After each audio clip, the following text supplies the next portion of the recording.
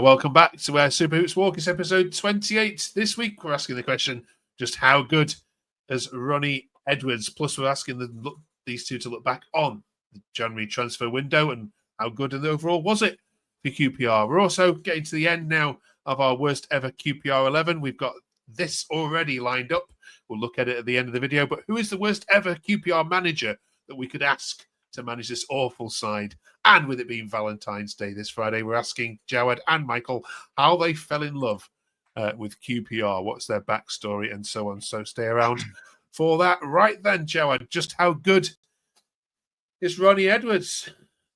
He is a superstar in the making. I know it's really early on, but I think down the years, we've had one or two loan players where you just know they're destined to play at the top level. Kyle Walker was one.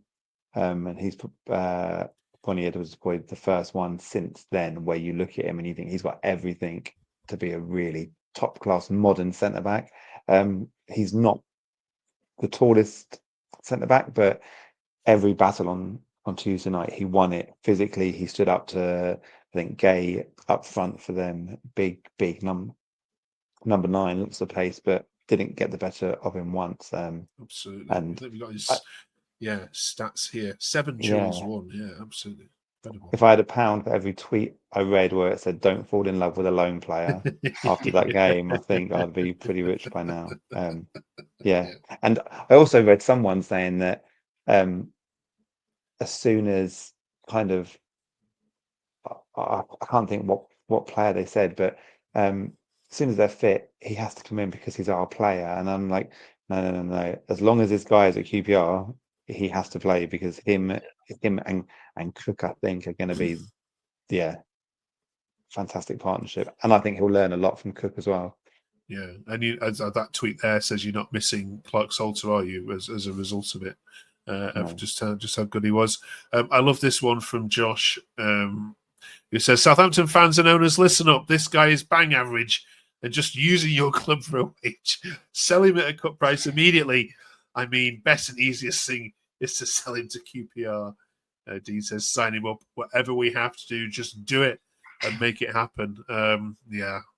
It's going to be a nice end to the season, Michael, isn't it? But with Southampton coming down, it's unlikely to happen, isn't it? Yeah, it's not going to happen, but we can dream.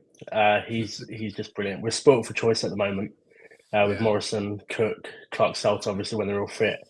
But I think Edwards has been, since he's come in, our best, the most comfortable. And I think Southampton will do very well with him next season.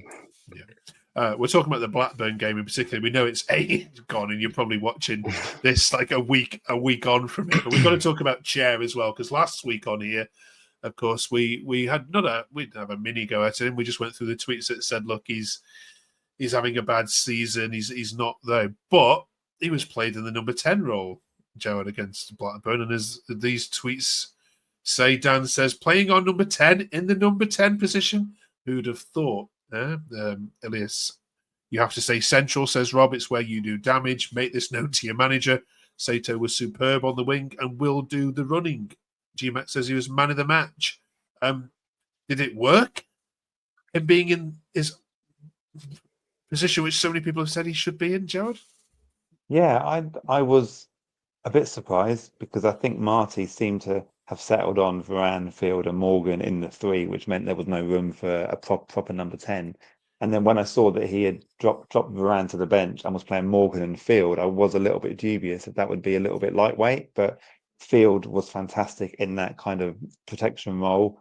I think having Morgan there, who's the best passer we have, to find Ilias, and then it just gave him that freedom to kind of link up with Saito. And I think he tried to prove a point because he worked back more than I've seen him do in that role. I think it's probably slightly different to the number 10 role that he played a year ago, 2 years ago, where he had more freedom. I think the defensive responsibilities have obviously been drilled into him, and he had his best game of the season by an absolute country mile, and I'll be surprised if he doesn't stick with him there now.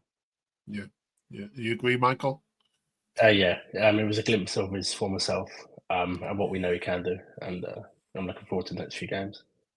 Yeah, some tough games this week though, isn't there? Away at Coventry and then home on Friday night to it always happens to see this way, don't they? Just when you play teams, they just get rid of their managers, don't they, Jawad? And just before they play QPR, it always seems to be the case. Yeah, but Plymouth, it didn't work out for them.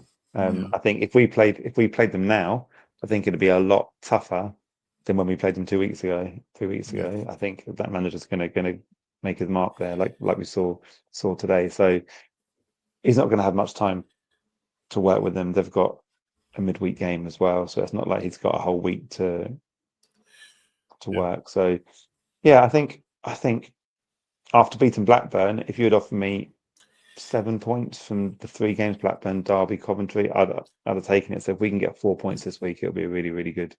Yeah, week. Marty against Frank Lampard's going to be a tasty confrontation, isn't it, on Tuesday night? Another player though we want to give some flowers to, up the R's, says, I generally don't think Paul Nardi gets anywhere near the amount of credit he deserves. He's been unbelievable for QPR this season. He's the best keeper we've had since Smithies. Well, he's not been watching this podcast, Michael, because we've given Nardi a fair few commendations, but just how good is he between the sticks for you? Yeah, they've got it bang on. He's the best since Smithies. But I think a lot of people are giving him the credit he deserves. Anyone speaking on the ground knows how important he is, and he just commands his box and he's loved by all of us, really. So yeah, absolutely. Good. Since we last met you, the transfer window has closed. Before we have a look at kind of what happened, let's talk about what didn't happen. First of all, Jawad, which was, as Queen's Park Doodle says, thank God we kept Jimmy Dunn, the team with him in it. So there were all kinds of rumours. Was it Burnley or Sheffield United, wasn't it? I think they were sniffing around him. How important is it? Can you summarise just how relieved you were when 11 o'clock came?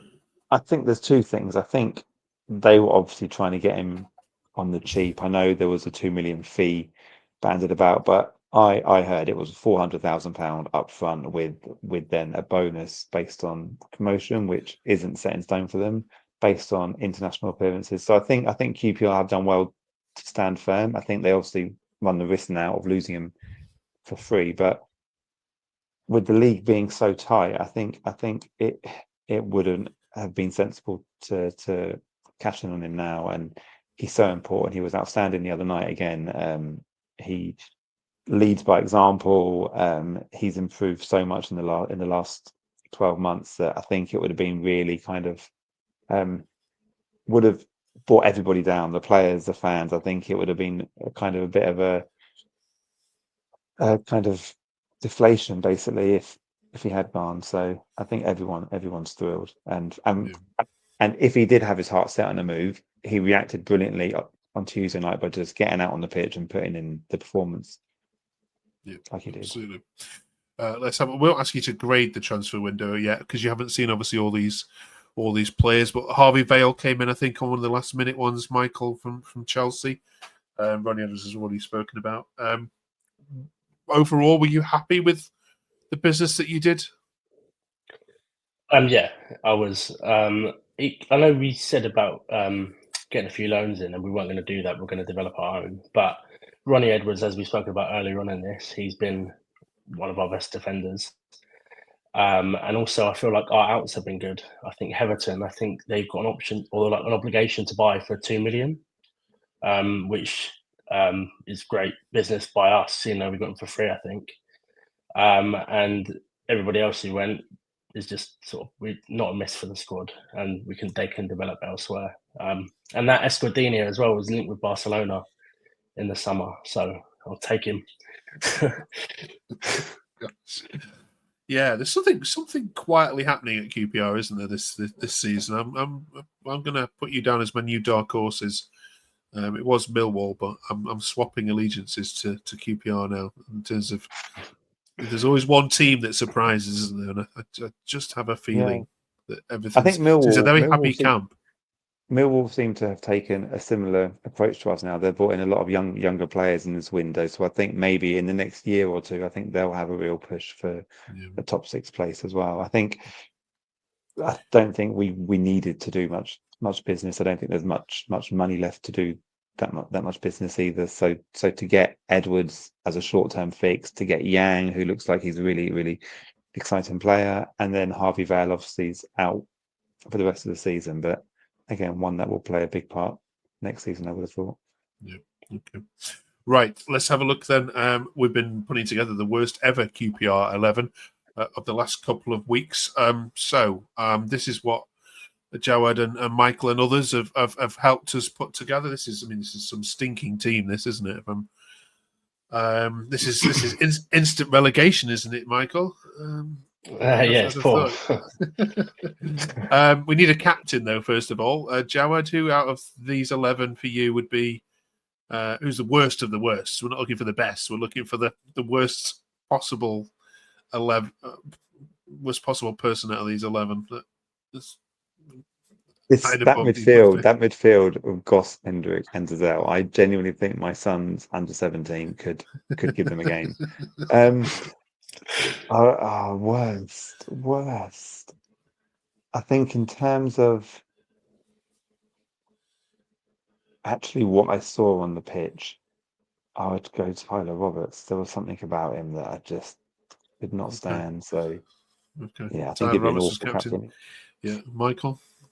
I do think as well, but not on that list.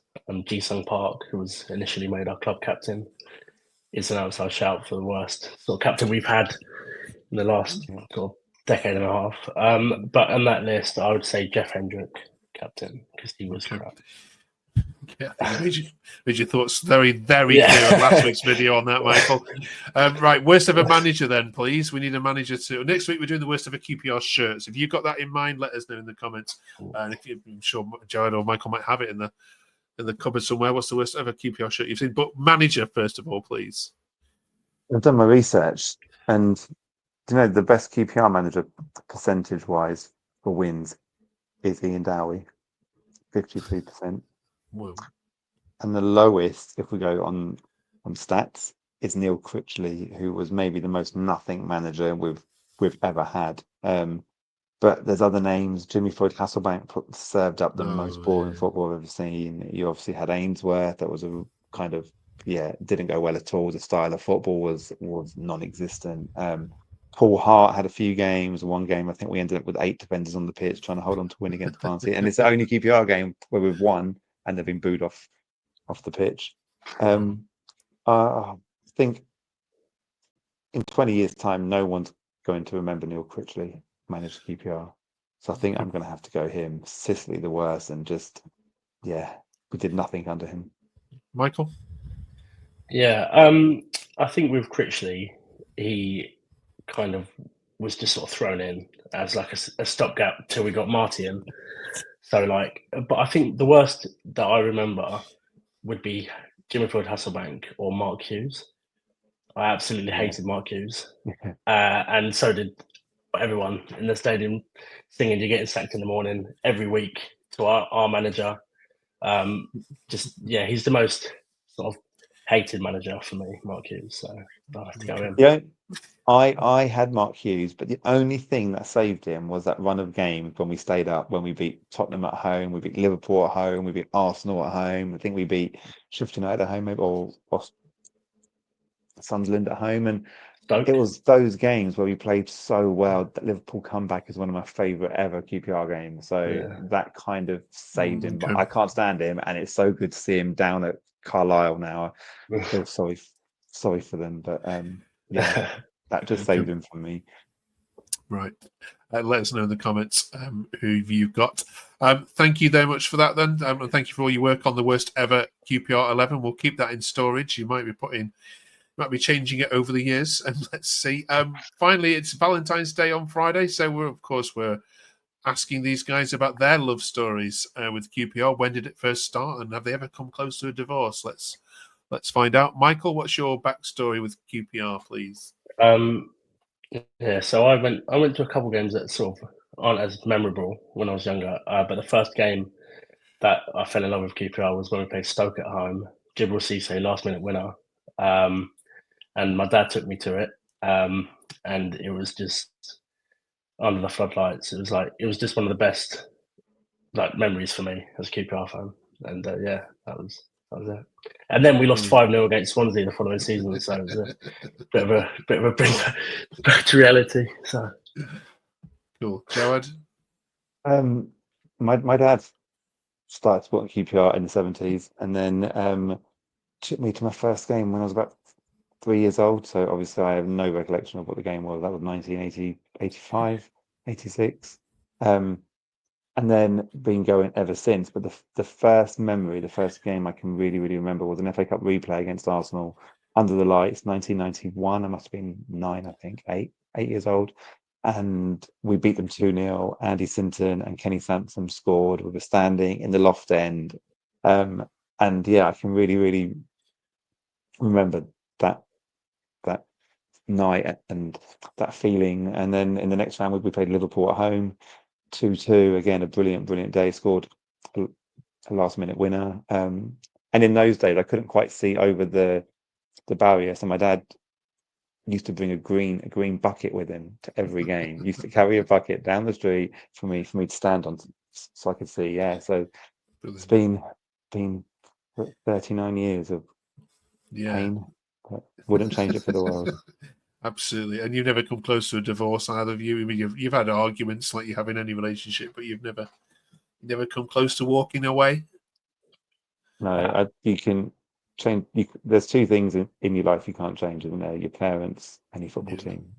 Yeah, absolutely. Well said. Right, and of course your children now, Jawad, have got their following the hoops. Yeah. So my eldest is 6. He's season ticket holder with me, and my daughter's been to 4 or 5 games this season, I think. And yeah, they both don't have a choice. Like, and I've also drilled into my son the hate of Chelsea, so he has that embedded in him already. You need reporting to child services, don't you? It's what people can say then. We're forced them to watch QPR, right? Yeah. Thank you very much, both of you, and let us know your love stories in the comments below. We'll read some of them out next week. Thank you very much for watching. Do drop us a like if you've enjoyed any of the content or you agree with any of what they've said here. Good luck in your games this week against Coventry. And I've forgotten who you're playing at the weekend. That's really bad of me. Derby. Oh, of course, it's Friday. That's why I've forgotten. It's Friday night. Yeah. I've erased it. I can't watch with Friday night this week. I'm out myself, so I won't be able to put my feet up and watch you. But I'm not that desperate to watch QPR against Derby, though. I'm going to be honest. No offense.